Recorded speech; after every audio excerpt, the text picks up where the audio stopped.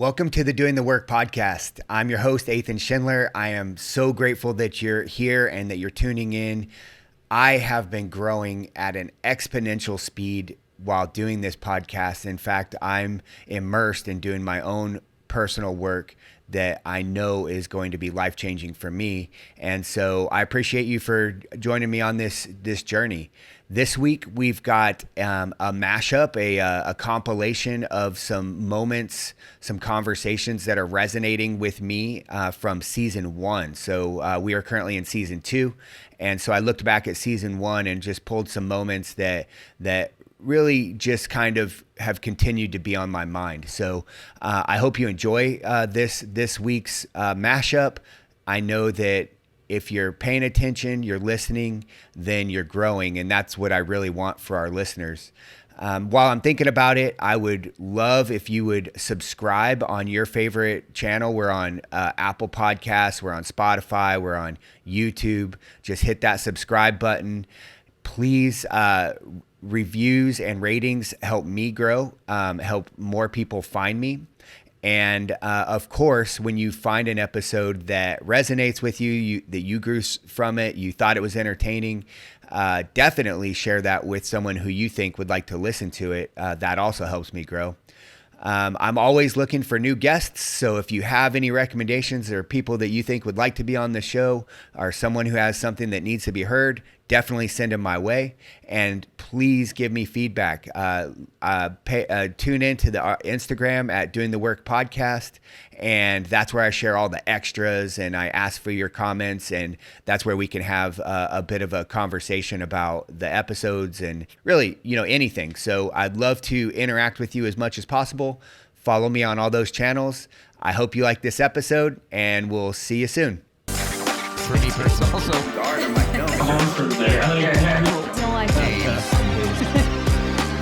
You're a saint.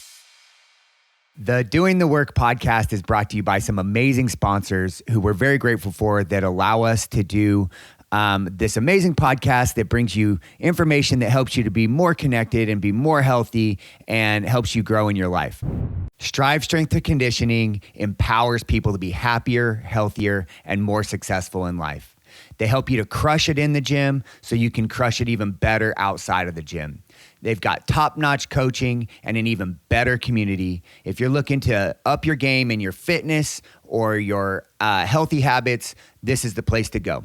Check them out at www.strivebastrop.com. And who you are and what you represent for me in my own life is exactly nailing it. Like when I see you on fire and when I consider to be your best, that's who you are. You're this welcoming, loving, like energetic person, and everyone around you is like drawn to that. Like, I mean, like who you are in our gym community is that, the person who you're known for helping to raise the energy, the vibration of the entire room. That's cool. And it's not like that's when and it seems effortless for you when I see you in those moments when you're really kind of like being who you are. There's no weight on you. I can see there's no weight, and I love that and how you cool. give that to the world. I think seeing, we're just going back and forth. Well, I love you because I love you. No, but more. when I see you, you can tell with people when they're being who they are, literally at the core, like who they're created to be, what they're so happy in a place of having accepted life on life's terms. That's what I've heard. But like where you're truly who you are and living from your heart, man, all that, the stuff I was saying, the that you were called the defense mechanisms, but these things where it's like, I act different ways in front of different people. This is me saying this objectively so that I'll be liked or accepted or protect myself in these settings and situations. When all that bullshit goes away, you're like, oh, wait, this is who I am. Right. All the time. And I'm living from my heart. And if I'm in the right place with the right people, it benefits them as much as it does me. Like, that's the thing. I've told you where Tracy's the market that you and your wife and a couple partners bought. to go down there, I'll be soloing, I'll be holed up at the house, and I'll be like, I'm alone and I'm reading and I'm Ernest Hemingway and just all the silly stuff. And then I'll come down there and there's people, and it lights me up, and there's like a yoke lifted off of me, and high fives and hugs and how are the kids, and just all these interactions. That literally is my fuel. And it's not like that for everybody. No. But for me, it's like I always have to remember and accept that when I get in those settings, that's when I am who I am. Right. Yeah. Our morning routine, my morning routine, is in constant evolvement. It's not like, hey, I have to have this, because I don't get attached to that. When you pick up things, if you're not changing, you're not growing. But when I read Stillness is the Key, I was living with a roommate at the time, and I said, Josh, unbelievable book. And I've really started incorporating this practice of not having to do this or not reading this each morning, but just being still for a little bit. Like that, I've found out so much about myself, and I've gotten more confidence about what's going on and where I'm headed. And anyways, I said that to Josh, and I'll never forget the big look in his eyes. He goes, dude, that scares the hell out of me. Yeah, because people can't be with themselves. I mean, I think that people, and I'm guilty, I'm 100% guilty of this myself, that I busy myself with tasks and things to do and projects because I don't want to be with myself. I'm afraid of taking a look at who I really am and like having to deal with that. And so I just distract. And now I'm getting better at it. I'm trying, but the truth is if I'm being honest, that a lot of times the things that I do all the time were built in me trying to prove to the world my worth and my value because I didn't feel valuable and I didn't feel worthy. And the opposite of that is like I didn't want to deal with who I really was. And so yeah, I think what an honest and vulnerable thing that he said to you by saying that terrifies me because that's real. Yeah. And another part of it is it's not flashy. You can't make a post about it. Hey guys, hey everyone, I spent 15 minutes this morning doing absolutely nothing, listening to the birds and glancing over at my little Chihuahua Yorkie every 5 or whatever minutes. That's not glorified, and it's not flashy, but the reward is priceless because Ed Milet, awesome guy, awesome entrepreneur. Anyways, he said, in his opinion, the best way to build confidence is keeping promises to yourself. Anyways, that meditation time, and there's the other side of it. You think about all the promises that you have kept to yourself, and that builds confidence, or you think about how you've fallen short of the promises that you were going to make. But powerfully, in silence and stillness, you can map out a roadmap for that day, that week, that month, or even for the rest of your life. Hey, this is what I intend on doing. And then once you start living up to those promises that you commit to in the stillness, holy cow, you build confidence, momentum, and you spiral upwards, and it just feels good. And confidence breeds confidence. This idea that we know, but don't really know what to do with, right? Intimate relationships and community decreases your chance of death, mortality, heart disease. We know that. It's actually pretty strong. Right. It's one of the strong, I think Dean Ornish, in some of his later books, said it's a stronger factor than almost anything else you can do. Okay, that's great.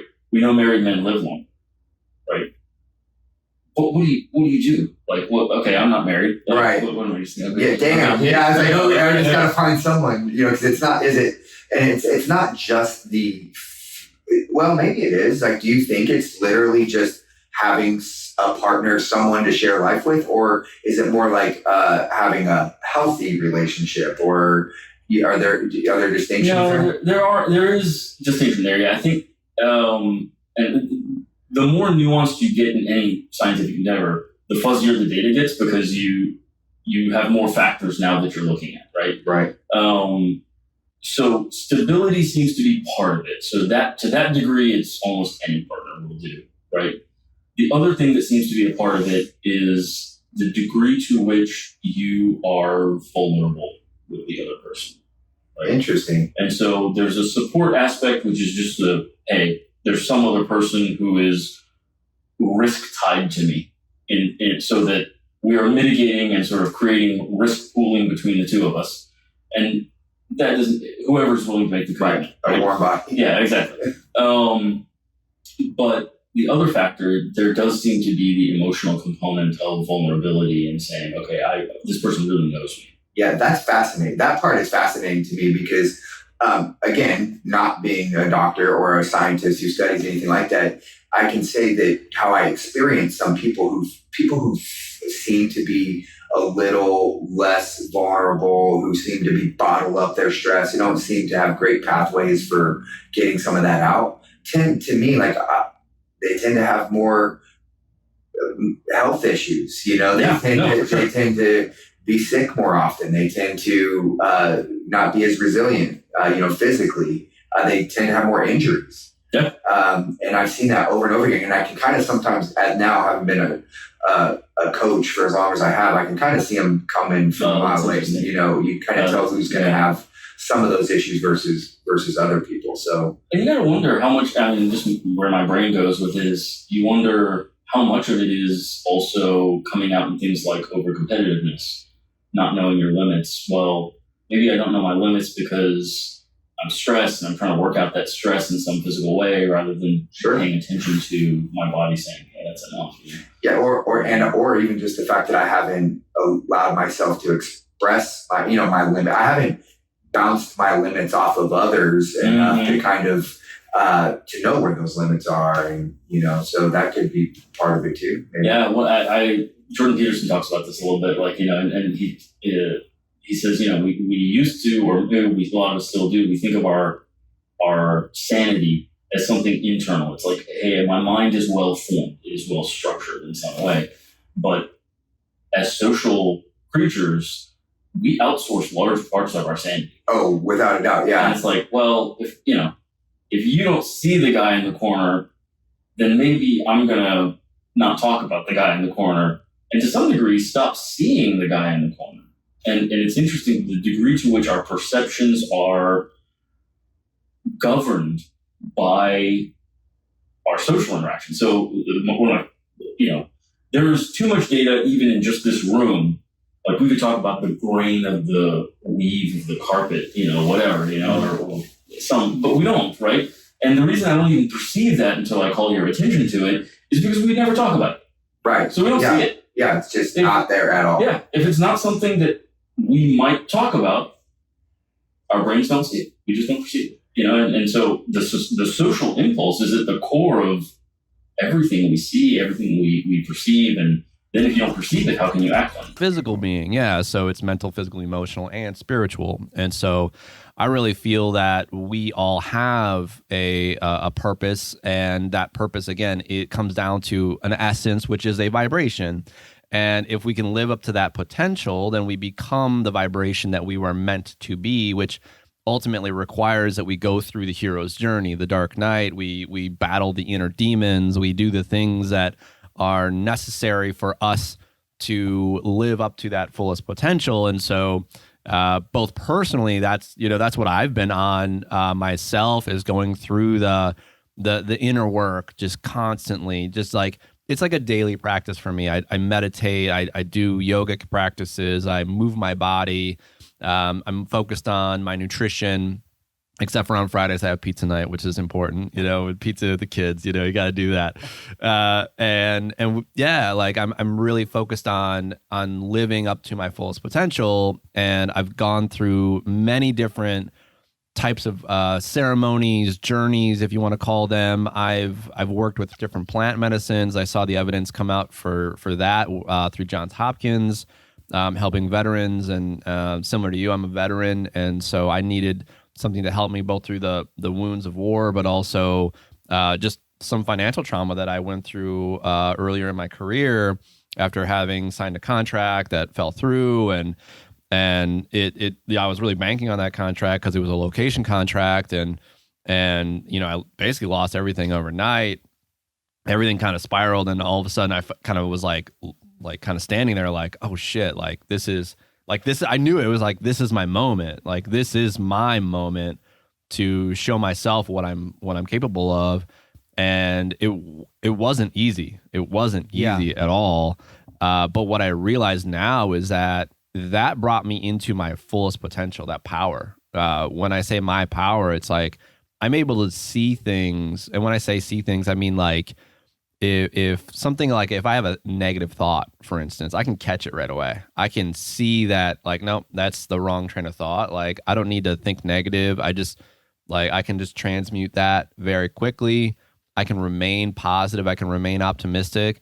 And it's not like some panacea, like la-di-da, everything's going to be okay. Like this is true boots on ground, like focused on where I'm going and being able to actively both know what I'm thinking, change what I like. If I think something in like negative, I'm able to flip that into the positive and then get better results in my life because of it.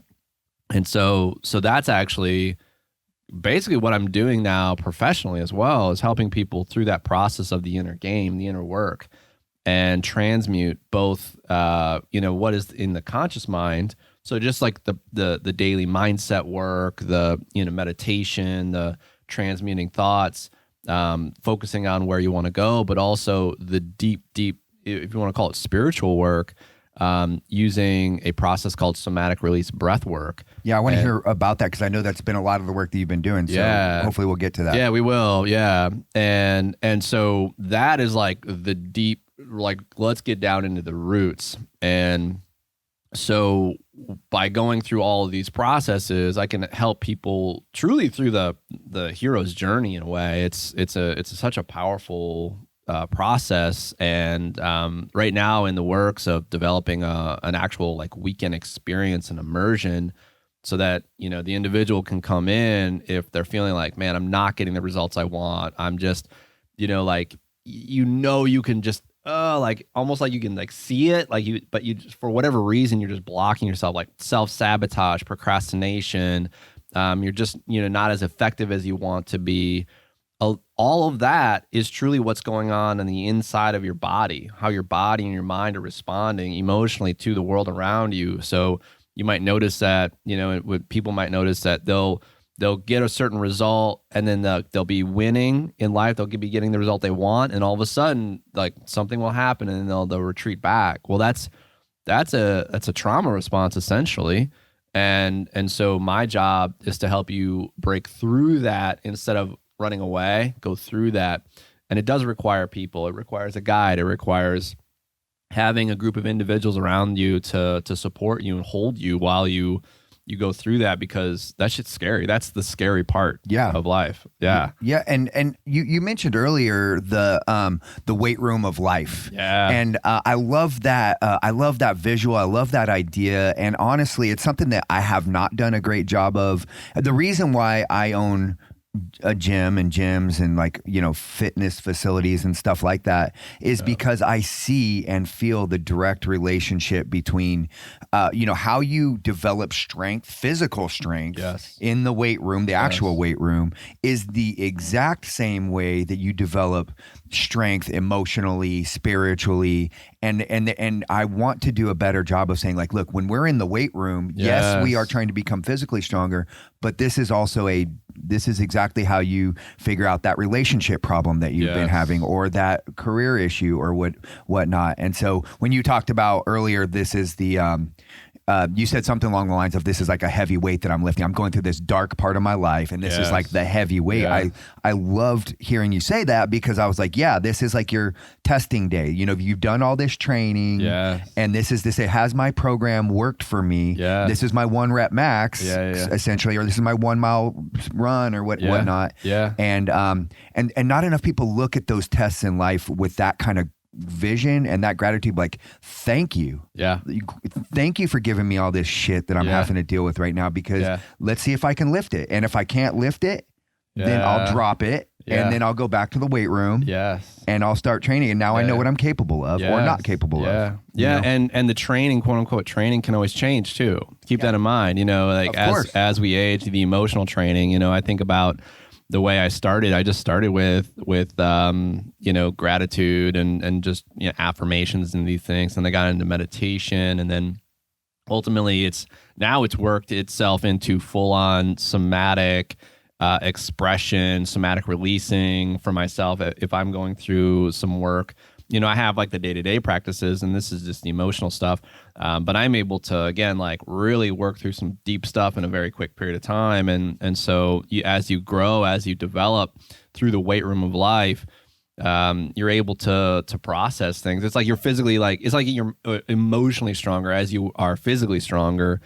And it's such a powerful thing. I really do like that analogy too, because if you're looking to grow your muscles, right, physically, you don't like look at the weights and be like, you son of a bitch, it's like if you're looking at your husband, or your wife, and you're like, God damn it, like doing that thing again, like that's just an example. That's like a 45-pound weight. That's all that is. That's it. And how you perceive the weight is really a lot of what's gonna, the result you're gonna get if you go into, let's say like max deadlift day, like a 1 rep max deadlift day, and you're like, yes, like your mindset's tuned in, and you align your mind and body, and like you are physically stronger because of your mind. And we know our mind and body are connected, and so our mind, the way we show up in the weight room, but also just it really shows up in so many different areas of life, in our finances, in our relationships, in our you name it, it's everywhere. And so it's if you're able to really show up and like look at, let's say, your state of finances, because let's say finances is a thing that was a thing for me. And if you're able to look at your bank account or your customer list or whatever, and you're like, you're not happy with it, but you see it as an opportunity, then everything is going to change. And you see it with gratitude, your whole life will change, because then it's as if the universe has to match you, how you're showing up, and you being a sovereign individual, you have free will to choose. And that's really ultimately what, if I'm going to sell it, if I'm selling anything, I'm just selling free will. I'm just giving you free will back. That's right. all it is. Yeah. Looking back, sometimes I'm like, I don't know how we did that. I coach women now on my team how to get started. And so I do revisit a lot of those lessons a lot. But honestly, I think a lot of it had to do with being really young and not knowing what we were getting ourselves into. Like I've since then read this idea that entrepreneurs and people who start businesses, one thing that they tend to have in common with one another is an unreasonable level of optimism. Like that everybody else is like, that's not going to work. It's never going to work for all these reasons. It's really going to suck. And all the entrepreneurs out there are like, it'll be fine. And it's kind of like they're both right? Because the people who are saying this is going to be harder than you think it is, they're right. But the people starting the business who are like, it'll be fine, they're also right. It just kind of depends on when and if you quit. Right. Which one is going to motivate you to actually to see it through? You said something a minute ago about and I don't remember your exact words, but it was like, I don't remember exactly how all this happened, or like I don't know how we got here. Like looking back now, what do you think was like other than the optimism, what do you like? What is it that like was critical to keeping you moving forward? And do you think about any of that now? Yeah, I absolutely do think about it. And this is going to be a really weird answer, but I think I'm unemployable. So interesting. I need to hear that. Yeah. So I honestly think that's what kept me going, because anytime that I started to think this is so hard, or that rejection was so painful, or, this money situation that we're in is so scary, like anytime any of those thoughts started to occur to me, and if I ever, and occasionally I would think that, well, I mean, should I just go get a real job? And I would think about what it would be like to show up somewhere, to have somebody tell me how many vacation days I have, and to have somebody tell me how I'm supposed to do things. That idea scared me so much. It was scarier than all of the scary things about being self-employed. It was scarier than being in massive That's amounts of debt fascinating to me. Yeah. It was scarier than picking up the phone and cold calling and getting hung up on. It was scarier than making all those my own decisions and owning them and owning the consequences of them. But the idea of being tied to like a mean boss, it scared the living daylights out of me. That's so fascinating. I've been thinking a lot about fear lately. In fact, I listened to a book recently from a guy named Anthony DeMello. It was called Awareness. It was recommended to me from a friend. And he brought about these points about how the opposite of love is fear. And I've spent a lot of time in contemplation about what fear, and then I do think about, like, I think about all the decisions that I've made in my life, good or bad or indifferent, and about how a lot of them were based in fear, you know, of being afraid of some sort of consequence. And hearing you say that, it's interesting because in my mind, you know, a lot of people listening, or some people studying, even if they studied your path, they would think, oh no, like she did this because she had a vision and she was a go-getter. And not that you're not, but I love hearing you say, and I was afraid. I was afraid of the consequences of not being able to do that. And I think it's powerful to be able to say and to share with people, anybody who's you're mentoring or telling about your story. Yeah. And it's important to me to share stuff like that because I think you know, and I've thought to myself, why do I care? Like, why do I care about sharing these things? Is it just, do I like to be on film and I like to be seen? You know, what is it? Or do I care about what is it that I believe other people will get from this? Or why do I want this out there in the world? This kind of thing, this kind of like honesty, I guess I would call it. And like the real version of the story. And I think part of it for me comes down to who are some of the people that I look around at and I hear their stories and I'm inspired by the honesty. And it's not the stories of like, you know, I just worked really hard and I gave it my all. Like, okay, that's great. But that doesn't inspire me that much. Cause I kind of don't believe them, you know, cause it's like, there's more to that story than just like, you were just more committed than everyone else. Like there's a realer version of that story. So I think it's important for people to hear, if anyone looks at me and thinks that they see success, which what does that even mean, right? But if anyone ever thinks that, I want to be able to tell them, look, I was scared. I didn't know what I was doing. I didn't have a perfect vision. I had no idea I was going to be here in what year is it? 2021, almost 2022. Like I didn't know that I would have this team and it would look this way. You know, people ask me that sometimes, what was your vision when you started to build a team? I'm like, I didn't have one. I was tired of working so hard. Yeah, I needed help. Like that's it, right? And so I do think that there's something powerful, especially for other women. I think a lot of other women tend to feel very afraid of taking risks in a lot of ways, right? In some ways, we're conditioned in a different way than men are to worry about, well, but what if it's not perfect? And what if it doesn't work out? What will people think? And I think it's important for women to hear from other women. Like, I wasn't sure. I didn't know how it was going to work. And there were definitely failures along the way, for sure.